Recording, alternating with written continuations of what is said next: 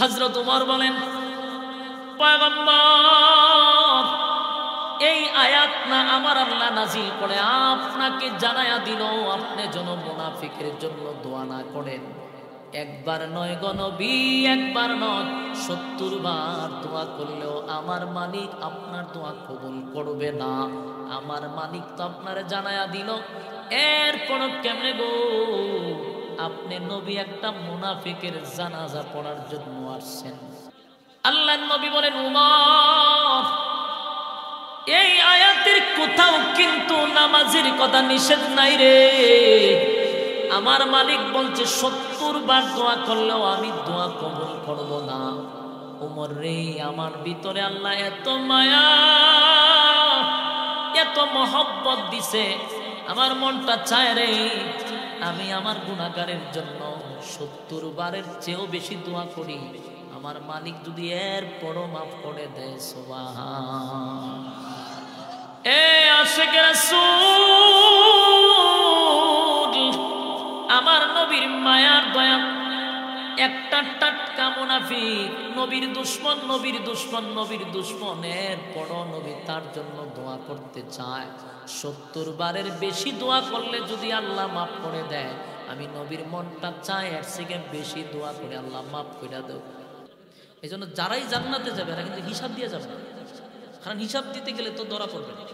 আল্লাহ নবী নিজে বুঝাইতে গিয়ে বলছেন যে আমি নবীর কোনো গুনাহ নাই, কিন্তু আমার কাছেও যদি আল্লাহ হিসাব চাইতো, হিসাব দেওয়ার যোগ্যতা আমি নবীরও নাই। কথাটা কি বুঝছেন? নবীর কাছে আল্লাহ হিসাব নিবে না, কিন্তু রাসূল বুঝাইতে গিয়া বললেন যে আমি নবীর কাছে হিসাব চাইলো দেওয়ার মতো যোগ্যতা আমি নবীরও নাই। তাহলে আপনি আমার কাছ থেকে যদি আল্লাহ হিসাব চায়, বুঝেননি যে হিসাব দিয়ে জান্নাতে যাওয়া যাইব? এই জন্য জান্নাতে যারাই যাবে এটা বিনা হিসাবে আল্লাহ দিবে। সুবহানাল্লাহ। বনি ইসরাইলের এক ব্যক্তি ৫০০ বছর ইবাদত করছে একটা দ্বীপের মধ্যে। দ্বীপ বুঝেননি? চতুর্দিকে সাগর, মাঝখানে একটা চর, এটার নাম হলো দ্বীপ। তো এই লোক বনি ইসরাইলের ৫০০ বছর ইবাদত করছে। এই ৫০০ বছরের ভিতরে তার একটা গুনাহ নাই। এই ওয়াজটা রাসূল সাহাবীদের সামনে করছে যে এই লোকটা ৫০০ বছর ইবাদত করলো, খাইলো কি? চতুর্দিকে তো সাগর, লবণাক্ত পানি। আল্লাহর কুদরতিভাবে তার মিষ্টি পানির ব্যবস্থা করে দিয়েছে, এবং ডালিম গাছ থেকে প্রতিদিন অক্ত একটা করে ডালিম খাইছে আর মিষ্টি পানি পান করছে। আর ২৪টা ঘন্টায় উনি ইবাদতে কাটাইছে। এইভাবে ৫০০ বছর ইবাদত করছে দ্বীপ। হাসরের মাঠে যেদিন সে মারা যাবে সেদিন আল্লাহর কাছে দোয়া করছে, আল্লাহ আমি যেদিন মারা যাবো আমার সেজদারত অবস্থায় মৃত্যু দিয়েন। লোকটা মারা গেছে সেজদারত অবস্থায়। আল্লাহ রাসূল বলেন হাসরের মাঠে সে সেজদার থেকে উঠতে দাঁড়াবে। আল্লাহ ঘোষণা দিবে, আমার এই ব্যক্তিটা ৫০০ বছর ইবাদত করছে, তার একটা গুনাহ নাই, আমার এই বান্দাটাকে আমার দয়ার মায়া দিয়া জান্নাতে ঢুকায় দাও। কথা বুঝতেছেন কি বলছে? যে আমার এই বান্দার একটা গুনাহ নাই, আমার এই বান্দাটাকে আমার দয়া আর মায়া দিয়া জান্নাতে ঢুকায় দাও। এই বনি ইসরাইলের ব্যক্তি পিছন দিয়া কয়, আল্লাহ আপনার দয়ার মায়াই যদি আমার জান্নাতে যাওয়ান লাগে, আমার ৫০০ বছরের ইবাদত গেল কো? যাতে কিন্তু বনি ইসরাইল ইয়াদ রাখবে, উঠতে কইল কি যে আপনার দয়া মায়াই যদি আমার জান্নাতে ঢুকান লাগে, আর আমার এই ৫০০ বছরের ইবাদত গেল কো? আল্লাহ আবারও তার কথার দিকে কোনো লক্ষ্য নাই। আল্লাহ আবারও বলতেছে, ফেরেশতারা আমার এই বান্দাকে আমার দয়া মা দিয়া জান্নাতে দাও। সে আবার কয়, আল্লাহ তে আমার ইবাদত গেল কো? আল্লাহ তোর ইবাদত তালাশ করো, লাইনও দাঁড়া। সহজে দয়া মায়া জান্নাত দিছে, ভাল লাগছে, তার ইবাদত দিয়া জান্নাতে যাইতো চা। এখন হিসাবও দাঁড়া, তুই যে ৫০০ বছর ইবাদত করছস, ৫০০ বছরে কত হাজার ডালিম খাইছ, এটার হিসাব দে। তুই যে সাগরের মাঝখানে মিষ্টি পানি খাইছ, এটার হিসাব দে। আর তোরা যদি সুস্থ না রাখতাম তো তুই ইবাদত করলে কিভাবে? এই সুস্থতার হিসাব দে। হিসাব দিতে দিতে গিয়া তার অবস্থা খারাপ। এক তুলা হাসরের মাঠ, প্রচন্ড গরম, পানির পিপাসা, তার অস্তিত্ব নেই। এখন শিক্ষা শুরু হচ্ছে পানির লেগে, বাঘে পানি যাবে। ফেরেশতারা চিল্লানি শুরু করছে, ফেরেশতারা জিজ্ঞাসা কি চান? বলে পানি লাগবে। ওইখানে তো পানি এমনি দেওয়া হয় না, নেকির বিনিময়ে পানি দিতে হয়। প্রতিদিন আমি নেকি দিব, পানি দেন। কয় এক গ্লাস পানির দাম 500 বছরের ইবাদত। এক গ্লাস পানির দাম কত? 500 বছরের ইবাদত। এ হয়তো আমার আধা গ্লাস দেন, 250 বছরের ইবাদত দিলাম। আধা গ্লাস পানি খাইয়া তার না জিব্বা ভিজলো, না কলিজা ভিজলো, না গলা ভিজলো, পানির পিপাসা তো রয়ে গেল। মানে আবার চিল্লায় আমার পানি দেন। কয় আবাদত লাগবো? আমি আরো 250 বছর দিলাম, আরো আধা গ্লাস খাইয়া হয় আর পানির পিপাসা মিটে না। শেষে পানি চায়, কয় আবাদত খাওয়ার তো নাই। তখন আল্লাহ কয় এরে দইরা জাহান্নামে লইয়া যা, এর আবাদত তুই না, এরা জাহান্নামে লইয়া যা। তখন পিছন দিয়ে আল্লাহ আমার আবাদত লাগতো না, আপনার দয়া মায়া দিয়ে আমার জান্নাত দেন। তাহলে জান্নাতে যাদেরকে দিবে এরা বিনা হিসাবেই জান্নাতে যাবে।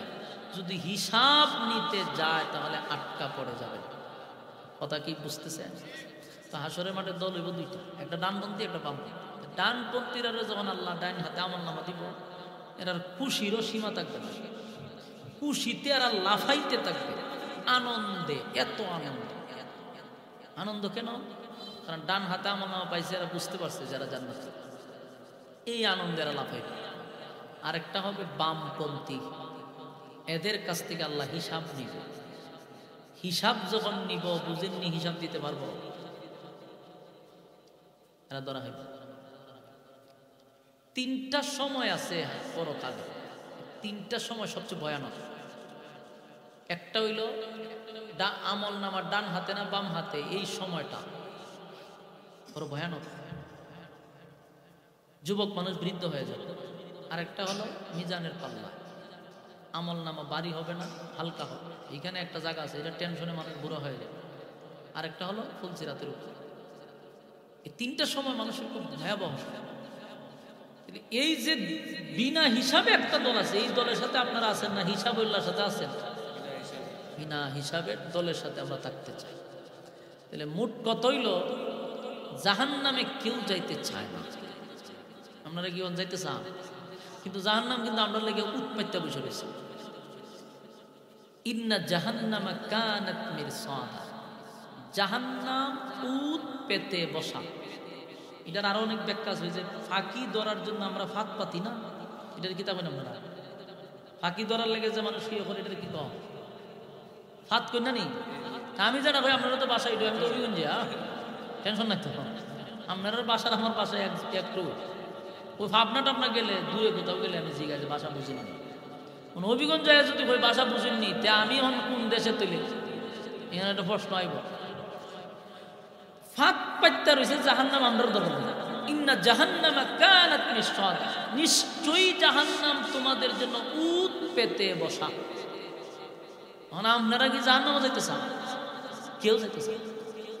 একটা টাটকা বেনামাজি নামাজ পড়ে না, বছরে মাত্র 2বার পড়ে, 2 ঈদে। এছাড়া আল্লাহর বান্দা নামাজ পড়ে। এরকম বেনামাজিরে জিগায়েন, এবার কইব আমি জান্নাতে যেতাম। বিশ্ববিখ্যাত সুদখোর, গোটা পৃথিবীর গবেষকরা বাড়ি সালান দিছে যে বিশ্ববিখ্যাত সুদখোররে কই পাওয়া যায়। বাড়ি আয়া পড়ছে বাংলাদেশে, আয়াত তো গায়া বাইর করছে কারে? ডক্টর ইউনূস। যে সব বনা সামনে দিয়ে বাংলাদেশে কইছে। বলে আমি কিতাব, বলে আমি বিশ্ববিখ্যাত সুদখোর। তাহলে আমি কি করব? বলে আপনার পুরস্কার দিন। গোটা পৃথিবীর মধ্যে শ্রেষ্ঠ সুদখোরের জন্য বিখ্যাত হয়েছেন ডক্টর ইউনূস, তারা দিয়েছেন নোবেল পুরস্কার। চিন্তা করেন, নোবেল পুরস্কার ব্যক্তি আমরা বাংলাদেশে ওই এমন এক কাজে পাইছে, ইজ্জত সব শেষ। ভালো কাজে পাইল না, পাইছে কি তা সুদখোর হিসাবে পাইছে। তো ডক্টর ইউনূস আপনি জিজ্ঞাসা যে আপনি কই যাইতেন মরার পরে? এখন সব বনাস আমি জান্নাতে যেতাম স্যার, আমি ফাঁকা ইমানদার। বাস্তব না বাস্তব? একজন বেনামাজিরে জিগায়েন আপনি মরার পরে কই যাইতেন নিয়ত করছেন? হইবা আমি জান্নাতে যাইতাম স্যার। বাস্তব না বাস্তব? প্রত্যেকটা মানুষের টার্গেট হলো সে জান্নাতে যেতে চায়। আমি প্রায় সময় বলি, জান্নাত কারো মামুর বাড়ি না, শ্বশুর বাড়ি না। চাইলেই জান্নাত পাওয়া যায় না। জান্নাতে যাইতে গেলে শর্ত আছে, আর প্রথম শর্ত হইল ঈমান। এই প্রথম শর্ত কি? তা ঈমান আনতে হবে কার উপরে? আল্লাহর উপরে। আমাদের ইয়াকিন আর বিশ্বাস হলো আমাদের আল্লাহ একজন, না শরীক টরিক আছে মাঝখানে? কথা কই না দি? কুল হুয়াল্লাহু আহাদ, নবী আপনি বলুন আমি আল্লাহ এক, অদ্বিতীয়, আমার কোনো শরীক নাই, কোনো ইলাহ নাই। এটা আমাদের ইয়াকিন আর বিশ্বাস। তাহলে ঈমান আনতে হবে এক আল্লাহর উপরে। ওয়া আমিলুস সালিহাত, তোমরা নেক আমল করো। ঈমানদার হিসাবে আমরা দাবি করলেও আমাদের মধ্যে কিছু লেবাস আছে, যেই লেবাসগুলোর কারণে আমাদেরকে বেঈমান বোঝা যায় না, বোঝা যায় মক্কার ইমাম। এই যে কিছুক্ষণ আগে হুজুরে বলল উনি যে আজকে কিছু লেবাসদারি মৌলবীদের কারণে আমাদের অনেক উলামায়ে কেরাম চার দেওয়ালে বন্দী। এটা কিন্তু বাস্তব কথা কইছে। এদেরকে চিনা বড় কষ্ট। যেমন উনি একটা রেফারেন্স দিয়েছেন আব্দুল্লাহ ইবনে উবাই ইবনে সুলুলের ব্যাপারে। এই আব্দুল্লাহ ইবনে উবাই ইবনে সুলুল কিন্তু রাসূলের পিছনে নামাজ পড়তো। আমার কথা কি বুঝতেছেন? লড়াচড়াটা যে করতেছে কিতার লেগে করে জানেননি? ওই যে কইছিলাম প্রথম বর কইরা লইছে। কিতা করছে? বর করছে। শয়তান সাকসেস। ইন্ডিরা লড়াচড়া দেয়। এই মজলিস দিয়ে যারা উঠতেছে বুঝবেন বর করছে। নাইলে যাইতো করে মনোযোগ ফসরাবে ধরলে আমার আঙ্গুল দেখা যাবে। মনোযোগ দেন। তা আব্দুল্লাহ ইবনে উবাই ইবনে সুলুল রাসূলের পিছনে নামাজ পড়তো। ওমা ফাগরি আছেন অনেক লম্বা, টুপি আছেন, দাড়ি আছেন, মিসওয়াক আছেন, জুব্বা আছেন, সব ঠিকঠাক আছে। কিন্তু গোপনে গোপনে ইসলামের 12টা বাজাইছে। গোপনে গোপনে রাসূলকে মারার জন্য পর্যন্ত ষড়যন্ত্র করছে। বলুন ধরার কোনো সিস্টেম আছে? দেখতে তো একেবারে বোঝা যায় মক্কার ইমাম বুজুর্গ। এই আব্দুল্লাহ ইবনে উবাই ইবনে সুলুল মারা গেছে। তার ছেলে হইল আব্দুল্লাহ রাসূলের কাছে আসছে। আয়া হুজুর ঘটনা তো করছে বলে কি হয়েছে? আব্বা মারা গেছে। রাসূলকে আমি কি করতাম? আপনি যদি আমার আব্বার জানাজাটা পড়াই দিতেন তাহলে আমার মনে হয় যে আমার আব্বার গুনাহটি মাফ হয়ে যাবে। আর উনার ছেলে যে আব্দুল্লাহ উনি কিন্তু একজন ইমানদার এবং রাসূলের সাহাবী, কলিজার থেকে মহব্বত করে। রাসূলের কাছে আবার সে এই কথা প্রকাশ করে যে হুজুর আমার আব্বা আপনার অনেক কষ্ট দিছে, আমার আব্বা যে মুনাফিক আছে যে আমি জানি, আপনিও জানেন, লিস্টি আসছে, কিন্তু আমার তো আব্বা, আমার তো বাপ, আমার তো মায়া লাগে, মারা যে গেছে খবরে গেলে যে ইচ্ছা মতো ভিডাইব এটা আমি জানি, কিন্তু এখন আপনার যদি জানাজাটা আপনি আমার পড়াই দেন আমার বাপরে, তাহলে আমার দিলে সাক্ষী দেয় আমার বাপরে আল্লাহ মাফ করে দেবে। রাসূল তো হলেন দয়ার সাগর, মায়া মহব্বত বেশি। হয় আমার জানা যায় যদি তোমার আব্বার আল্লাহ মাফ করে দেয় তো কোনো অসুবিধা নাই, জানাজা পড়াই দেবে। এই গানে সুবহানাল্লাহ আসেনি? তিনি কইেন, কারণ একটা চিন্তার বিষয়, এত বড় শত্রু মারা গেছে, খুশি হইবার কথা না, কিন্তু রাসূল বলেন আমার জানা যায় যদি তোমার আব্বার গুনাহ মাফ হয় তা আমি নবী প্রস্তুত জানাজা পড়াইয়া দিতে। সুবহানাল্লাহ। আব্দুল্লাহ কথাটা শুনে কিন্তু জাগাত দাঁড়াইছেন, একটা দৌড় মারছে কেন জানেননি? যদি কেন দাঁড়ায় তাকি জিবরাইল আয়া, জিবরাইল আয়া যদি আয়াত নাজিল করে জানাজা বাদ হইব, এই জন্য উঠে দৌড় মেরে করছে কি মদিনার যত মানুষ আছে সবার কাছে গিয়ে পাবলিসিটি করছে যে শোনো আমার আব্বার জানাজা কিন্তু নবী পড়াইবে। যে হুনে ওই আটকা যাবে, এটা ঘটনা কি? এটা কিভাবে সম্ভব? একটা এত বড় মুনাফিক তার জানাজা নবী পড়াবে, এটা কেউ বিশ্বাস করতে পারতেছে না। চতুর্দিকে পাবলিসিটি করছে, এর মধ্যে খবর পড়ছে গিয়ে মুনাফিকদের কাছে, 1000 মুনাফিকের কাছে খবর পড়ছে যে আমাদের লিডারের জানাজা মোহাম্মদ পড়াবে। এরা কয় সর্বনাশ, জানাজা দেখতে দিব। 1000 মুনাফিক জানাজা দেখার লেগে গেছে। এই পরিস্থিতিতে হযরত উমরের কান পর্যন্ত গেছে। উমর তো আর এটা স্বাভাবিকভাবে নিতে পারতেছে না, হযরত উমর স্বাভাবিকভাবে নিতে পারতেছে না যে এত বড় মুনাফিকের জানাজা নবী পড়াবে, এটা বরদাস্ত করতে পারতেছে। এখন কি করা যায়? রাসূলের কাছে গেছে, গিয়া যে রাসূলকে কইবো যে আপনি জানাজাটা পড়ায়েন না, এটা তো আদেশ হয়ে যাবে। রাসূলকে তো ডাইরেক্টলি কোনো কথা বলতে পারতেছে না। একটা আয়াত স্মরণ হচ্ছে, বারবার এই আয়াত পড়ে, ইস্তাগফির লাহুম আও লা তাস্তাগফির লাহুম ইন তাস্তাগফির লাহুম 70 মাররাতান ফালান ইয়াগফিরাল্লাহু লাহুম যালিকা বিআন্নাহুম কাফারু বিল্লাহি ওয়া রাসূলিহি ওয়াল্লাহু লা ইয়াহদিল কওমাল ফাসিকিন। এই আয়াত হযরত ওমর নবীর কানে কানে বারবার রিপিট করতেছে। কি আয়াত বারবার করতেছে? ডাইরেক্ট নবীরে কিছু বলা যাবে না, কিন্তু আয়াতটা যদি নবীর কানে পৌঁছে যায় নবী বুঝতে পারবে।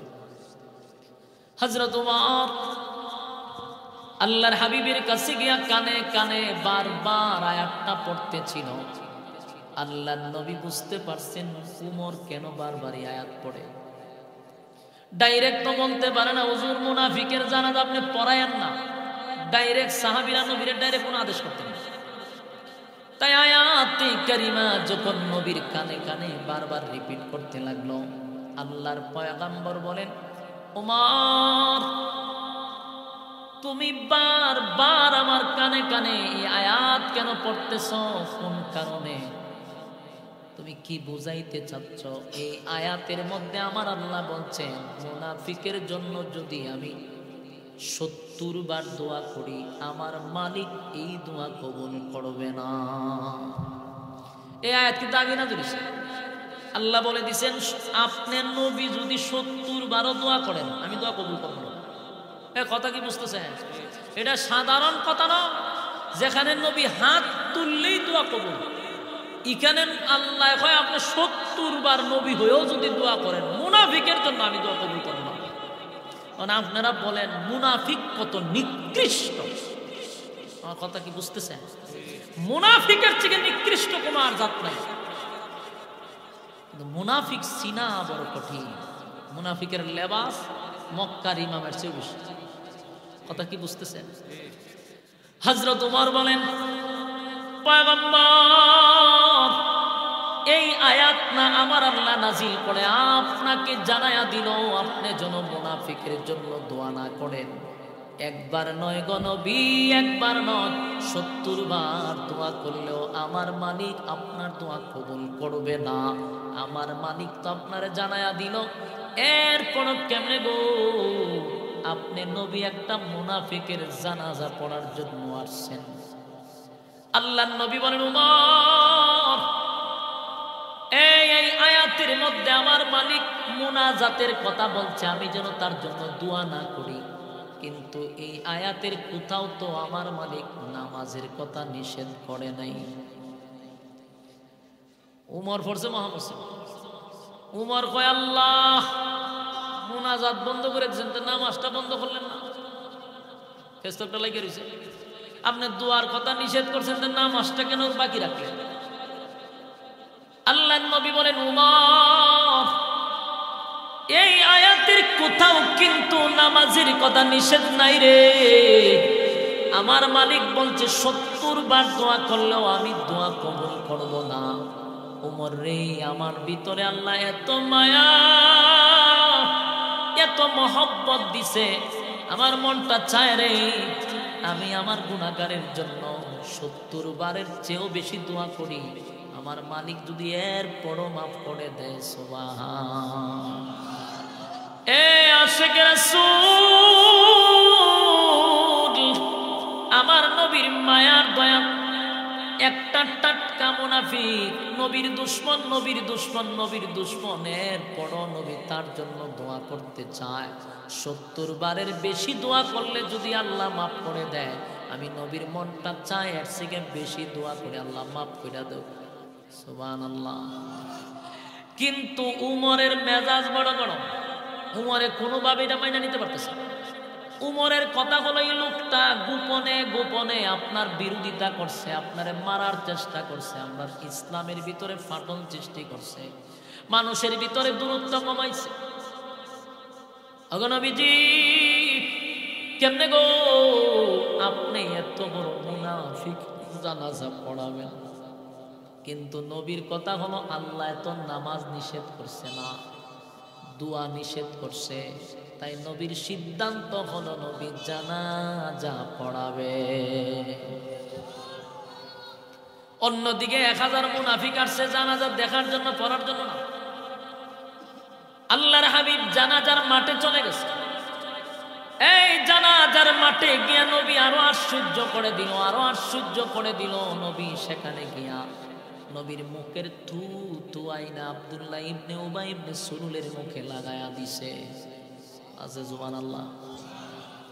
চিন্তা করেন, একটা শত্রুর মুখে নবীর লালা লাগাইছে, সাধারণ কথা। আল্লাহর নবী বলেন, আব্দুল্লাহ শুন, এই নে তোর আব্বার মুখে আমি আমার মুখের লালা লাগায়া দিলাম, আমার মালিক যেন আমার মুখের লালার বরকতে তোর আব্বারে মাফ করে দেয়। আশ্চর্যের বিষয়, এত বড় শত্রুর জন্য নবীর এত মায়া। ওইদিকে 1000 মুনাফিক দৃশ্যটা দেখতেছে, আর উমরের মন মেজাজ আরো খারাপ হইতেছে। সবার মন একদিকে, উমরের মেজাজ আর একদিকে। পয়গম্বরের এই দৃশ্য দেখে উমরের মেজাজ আরো গরম হয়।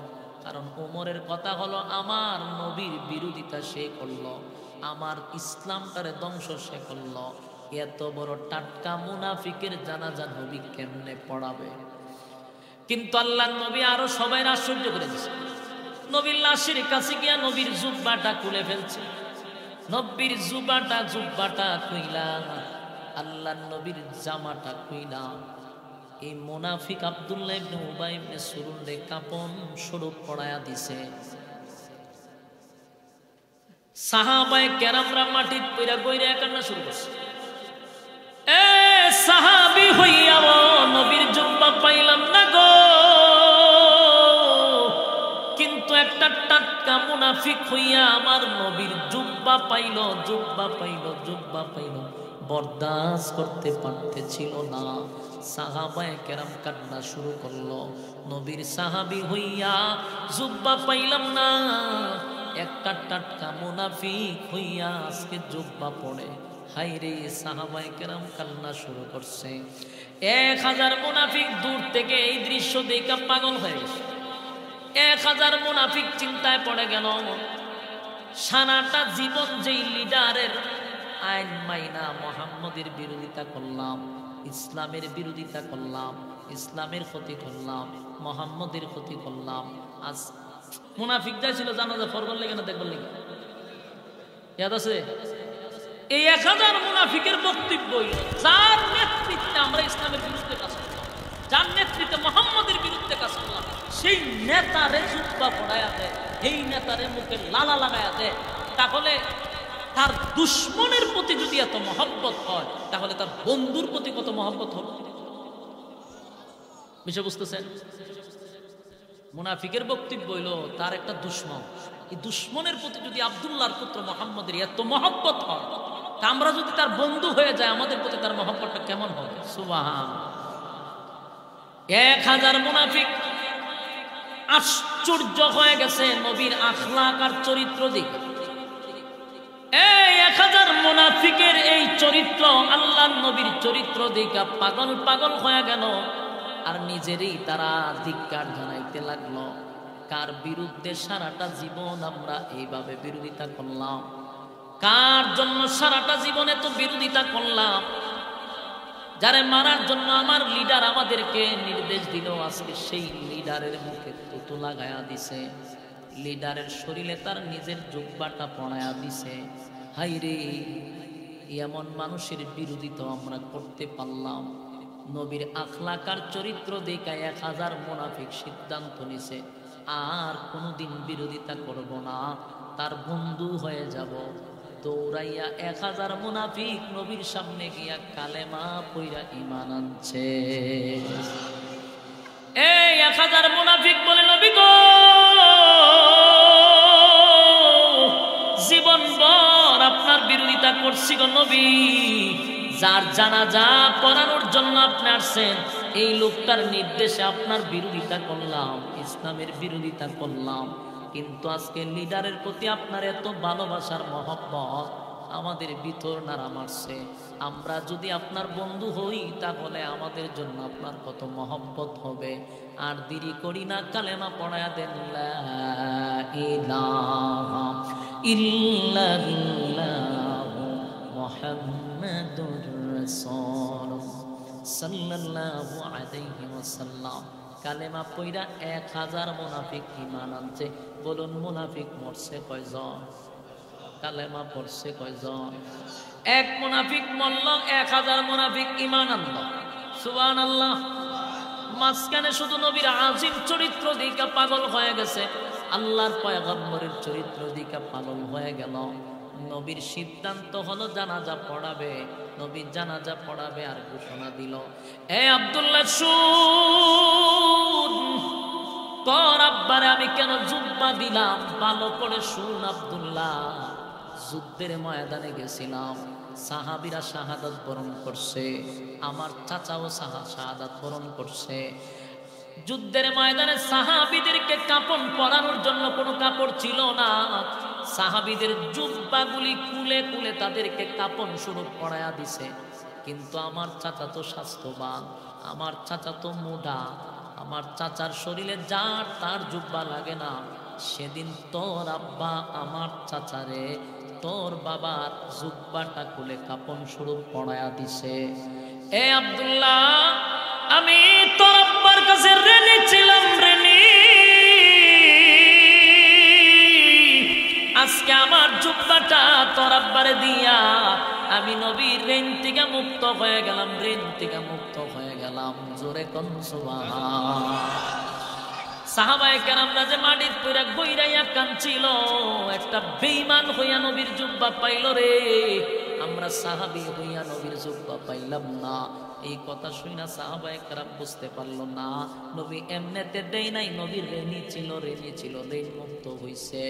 যুবক ভাইরা আমার, এরপরে উমরের মেজাজ আরো গরম হইছে। উমরের কথা হইল, এখন তো নবী স্পষ্ট শুনছে যে মুনাফিক ছিল, 1000 মুনাফিক সাক্ষী দিল, সে মুনাফিকের লিডার ছিল।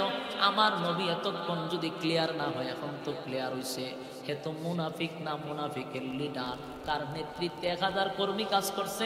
এই লোকটার জানাজা কেমনে গো নবী পড়াবে, নবী পড়াবে, যেখানে আয়াত আগেই নাজিল হয়ে আছে, মুনাফিকের জন্য 70 বার দোয়া করলেও কবুল হবে না। কিন্তু নবী তো তার জানাজা পড়ানোর জন্য প্রস্তুতি নিল। ওমর বারবার আসমানের দিকে তাকায় আর বলে, মালিক, কলিজায় বরদাস্ত হয় না গো, যেই নবীর বিরোধিতা করলো তার জানাজা নবী পড়াইব। আল্লাহ আপনি আয়াত নাজিল করছেন তো নামাজের আয়াতটা নাজিল করতেন। এইভাবে বারবার আসমানের দিকে তাকায়। নবীর সিদ্ধান্ত চূড়ান্ত। নবী জানাজার নামাজে দাঁড়াইয়া সাথে সাথে যখন ইমামতি শুরু করলো, সবাই নবীর পিছনে দাঁড়াইলো, উমরও দাঁড়াইলো। নামাজ কমপ্লিট হয়ে গেছে, জানাজা কমপ্লিট পড়ে গেছে। হযরত উমরের মনটা খারাপ। হঠাৎ করে তাকায় দেখেন নবী আবার লাশের পিছনে পিছনে হাঁটতে হাঁটতে কবরস্থানে যায়, সেখানে কবর দেওয়ার পরে নবী দোয়া করবে। এখন আর উমর বরদাস্ত করতে পারে না। উমরের কথা বলা, নামাজ তো নবী পড়াইছে, এখন নবী যাক, বাড়িতে যাক, কিন্তু আবার কবরও যায় কেন, আবার কেন দোয়া করবে কেন? উমর আর বরদাস্ত করতে পারে না। বারবার আসমানের দিকে তাকাইয়া মালিকের কাছে বলে, আল্লাহ, এই লোকটা আমার নবীর বিরোধিতা করছে, আমি বরদাস্ত করতে পারি না। নবী জানাজা পড়াইছে, এখন নবী যায় কবরে, তার জন্য দোয়া করতে, দোয়া তো আপনি নিষেধ করছেন। বারবার হযরত ওমর আসমানের দিকে তাকায়, কিন্তু নবী যখন কবর গেছে, কাপন দাপন শেষ, নবী এখন হাত তুললা দোয়া করবে, সাথে সাথে জিবরাইল নবীর সামনে দাঁড়ায় গেছে। সুবহানাল্লাহ। জিবরাইল বলে, নবী গো, মুনাজাত করবেন, পড়ে আগে শুনেন আয়াত নাযিল হইছে।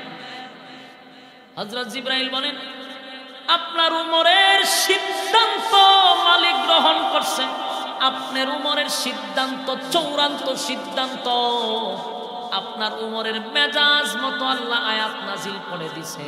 সুবহান। এই জন্য উমরকে বলা হয় মেজাজে ওহী। উমরের মেজাজ মতো কোরআনে বহু আয়াত আছে। সুবহানাল্লাহ। বাড়ি কি সাধারণ সাহাবী না, সাধারণ সাহাবী না। নবী বলেন, আমার পরে নবী যদি হইতো তাহলে উমর আল্লাহ বানাই দিত, কিন্তু আমার পরে তো নবী আসবে না। দেখেন উমর যেটা চাইছিল মেজাজ অনুযায়ী আল্লাহ এই আয়াতটা নাযিল করেছে। সুবহান। আয়াত নাযিল হয়ে গেছে, ওয়ালা তুসাল্লি আলা আহাদিন মিনহুম মাতা আবাদাও ওয়ালা কবরি। সাথে সাথে আয়াত নাযিল হয়, জিবরাইল বলেন হাবিব ওগো আল্লাহর পয়গম্বর মুনাজাত করবেন পড়ে, মুনাজাত করবেন পড়ে আপনার ওমরের চূড়ান্ত সিদ্ধান্ত আমার মালিকের কাছে পছন্দ। আয়াত নাযিল হয়ে গেছে, ওয়ালা তুসাল্লি আলা আহাদিন মিনহুম মাতা আবাদান ওয়ালা তাকুম আলা কবরি। আল্লাহ বলেন ভবিষ্যতে নেক্সট টাইমে আগামীতে কোনদিন আর মুনাফিকের জানাজা আপনি পড়াবেন না। সুবহানাল্লাহ। বলুন তো দেখি উমর কি চাইছিল? জানাজার নামাজ আল্লাহ বন্ধ করতে। এটা কার সিদ্ধান্ত ছিল? উমরের মেজাজ ছিল জানাজা কেন বন্ধ আল্লাহ করান না। আয়াত নাযিল হইছে নেক্সট টাইমে আগামীতে কোন সময় মুনাফিকের জানাজা পড়াবেন না। আয়াত নাযিল হইছে। এরপর এখানে শেষ না, ওয়ালা তুসাল্লি আলা আহাদিন মিনহুম মাতা আবাদা ওয়ালা তাকুম আলা কবরি। এখানে আরেকটা কথা আছে, ওই যে উমর মনে মনে বলছিল আল্লাহ একদিকে তো নামাজ পড়াইছে, আমার দিন নবী কবরের সামনে যা দোয়া করতে হবে। আল্লাহ এটা বলে দিচ্ছে যে আপনি কোন সময় কবরের সামনে দাঁড়াইয়া মুনাফিকের জন্য দোয়া করবেন না। সুবহানাল্লাহ। তাহলে উমর যা চাইছে আল্লাহ সেই অনুযায়ী আয়াত নাযিল করছে। উমর চাইছিল না কবরের সামনে নবী দাঁড়ায় দোয়া করুক, আল্লাহ কবরের সামনে দাঁড়ায় আর দোয়া করবেন না। সুবহানাল্লাহ। আয়াত নাযিল হয়েছে। এখন প্রশ্ন হলো আপনারা কোরআন মানেন তো? কোরআনের আইন মানেন তো? এক কথা বলেন মানে কোরআনের কোন আইন যদি অস্বীকার কেউ করে তার ঈমান থাকবে? কোরআনের একটা মর্যাদা শুনেন, কোরআন তার বিশেষ প্রেক্ষাপটে নাজিল হয়, কিন্তু তার হুকুম থাকে কিয়ামত পর্যন্ত। এটা নাজিল হয়েছে কোনো এক প্রেক্ষাপটে, কিন্তু এটার হুকুম থাকবে কতদিন? কিয়ামত পর্যন্ত। তাহলে নাজিল হয়েছিল আব্দুল্লাহ ইবনে উবাই ইবনে সুলুলকে নিয়ে, কিন্তু কিয়ামত পর্যন্ত মুনাফিক আছে না নাই? আল্লাহর রাসূলের বক্তব্য যে প্রেক্ষাপটে নাজিল হইল কিয়ামত পর্যন্ত তার হুকুম থাকবে, তাহলে মুনাফিক কিয়ামত পর্যন্ত তো থাকবেই। এই ধারাবাহিকতা কিয়ামত পর্যন্ত আপনারা কোন মুনাফিকের জানাজা পড়তেও পারবেন না, মুনাফিকের কবরের সামনে দাঁড়ায় দোয়াও করতে পারবেন না। এটা কি নবী না আমরাও? নবীর আমলই শেষ না আমরার আমল আছে?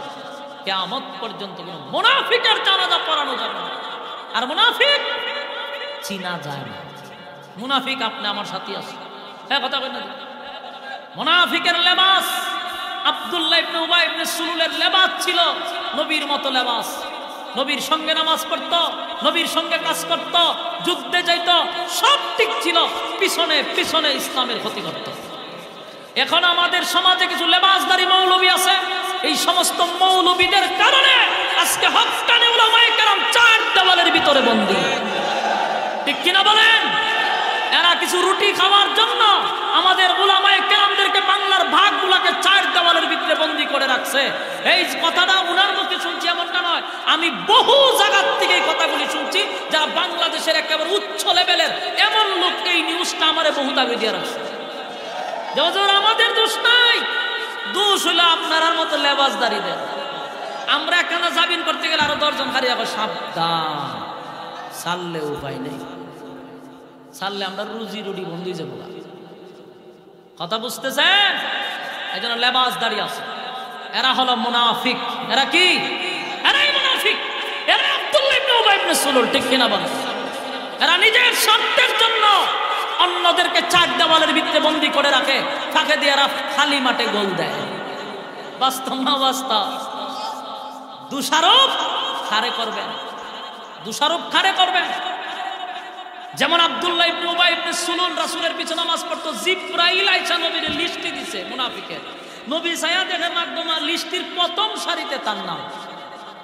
নবী গো সব বনা যদি আমার পিছনে নামাজ পড়ে, পাগড়ি দিয়ে আমার থেকে বড়, যুব্ব দিয়ে আমার থেকে বড়, কিন্তু মুনাফিকের লিস্টে দিয়ে প্রথম নাম। নবী আগেও জানতেন সে যে মুনাফিক, কিন্তু প্রকাশ করে নাই, সবাই মোটামুটি জানতো, কিন্তু ডাইরেক্ট বলা সম্ভব না। এর লেগে আল্লাহ কইছে যে খালি মুনাফিক পাইবেন না, কিন্তু মুনাফিকের লিডার। মুনাফিক খালি পাইবেন না, একই লিডার, সে সবার নেতৃত্ব সে দেয়। আমাদের সমাজে এরকম মুনাফিক আছে। এই জন্য 1 নাম্বার হলো মুনাফিক কি খাসলত থাকলে বাদ দিয়া দেন। মুনাফিক কি খাসলত থাকলে কি করেন? বাদ দেন। না হয় শুনেন, জাহান্নামের মধ্যে যত নিকৃষ্ট জায়গা আছে ওই জায়গাতে স্থান হবে মুনাফিকের। আল্লাহ নবী বলেন, ইহুদি খ্রিস্টানরা আমার এত ক্ষতি করে নাই যেই পরিমাণ ক্ষতি করছে মুনাফিকরা। সবচেয়ে বেশি কষ্ট পাইছে মুনাফিকদের আচরণে। কথা বুঝতেছেন আমার? তাহলে জান্নাতে যাওয়ার আগে প্রথম নম্বর মানে শর্ত হলো ঈমান আনতে হবে। তো ঈমান যে আমরা আনছি, এখানে যারা বসা সবার দাবি ঈমান আনছেন, কিন্তু বহু বেঈমান হয়ে আমরা বসে আছি। আর না হয় আল্লাহ কুরআনে এত আয়াতে কেন বলবো ইয়া আইয়ুহাল্লাযিনা আমানু, ইয়া আইয়ুহাল্লাযিনা আমানু, সব জায়গায় ইয়া আইয়ুহাল্লাযিনা আমানু শব্দ কেন ব্যবহার করলো? আল্লাহ বলেন ইয়া আইয়ুহাল্লাযিনা আমানুত্তাকুল্লাহ হাক্কা তুকাতি, হে ঈমানদাররা আমাকে ভয় করো, ভয় করার মতো। ইয়া আইয়ুহাল্লাযিনা আমানু কু আনফুসাকুম ওয়া আহলিকুম নারা, হে ঈমানদাররা জাহান্নাম থেকে বাঁচাও, নিজে বাঁচাও, পরিবারকেও বাঁচাও। সব জায়গায় খালি দিকে ঈমানদাররা দেখে, ঘটনা কি? ইল্লাল্লাযিনা আমানু, ঈমান আনো আমি আল্লাহর উপরে। তার মানে হলো ঈমানদারের ভিতরে মুনাফিক মার্কা মুসলমান আছে, যারা দেখতে খাবার ইমাম কিন্তু ভিতরে হুদ্দা শয়তান। বাস্তব না বাস্তব? ভিতরে কিতা হুদ্দা শয়তান। আরে বাপ রে বাপ, বুজুর্গ গিরি দেখলে আমরা মনে হয় যে ফেরেশতা নেমে গেছে। মুনাফিক চিনা যায় না। আমরা সকলের দাবি আমরা ইমানদার, কিন্তু আল্লাহ বলেন ইমানের থার্মোমিটার না থাকার কারণে সুদখোরও হয় ইমানদার, ঘুষখোরও হয় ইমানদার, বেনামাজিও হয় ইমানদার, বেফরদাওয়ালা হয় ইমানদার, জেনা করেও হয় ইমানদার। বাস্তব না বাস্তব? বলুন, বেনামাজি কি কয়? আমি ইমানদার। সুদ করে কয় আমি ইমানদার। ঘুষ করে কয় ইমানদার। এরে বেফরদাওয়ালা কয় ইমানদার। জেনা করে 100টা সেঞ্চুরি করছে, এও কয় আমি ইমানদার। কেন করে? থার্মোমিটার নাই। আল্লাহ কয় আমার থার্মোমিটার আছে। এই জন্য কোরআনে প্রায় জায়গা ইমানদার বইলা বইলা আল্লাহ ডাকছে। কেন?